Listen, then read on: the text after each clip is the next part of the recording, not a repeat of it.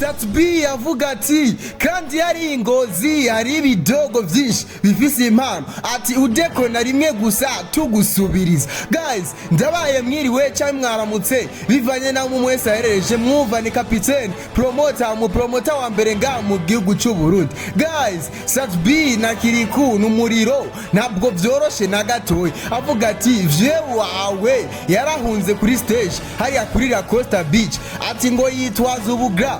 Avuga ati je nta bugra muri entertainment guys, ati ndagufyonda. Abwira Kirikou ati tegura itariki, tegura umunsi maze abakire badutemwe imitara cenda gusubiza ingozi. Guys, ibintu n'umuriro ni washa fire guys. Kirikou nawe avuga ati ubu nta bintu vy'amajambo, ubu nta kuvugisha amajambo, ubu ugende buhoro hano haranyerera. Amubwira ati nawe tegura itariki, tegura umunsi duhurire kuri stage maze ndakwereka ibintu byo kwigira ngo legend yuko bitagikora. Guys, none hagati y'aba basore babiri, hagati ya Kirikou ndetse na Bdi, ubona arinde yofyonda uwundi kuri stage. Guys, bose none ko bariko barapinga, none wewe uravye ubona arinde yofyonda uwundi. Guys, ibitekerezo byanyu turabishaka muri commentaire guys.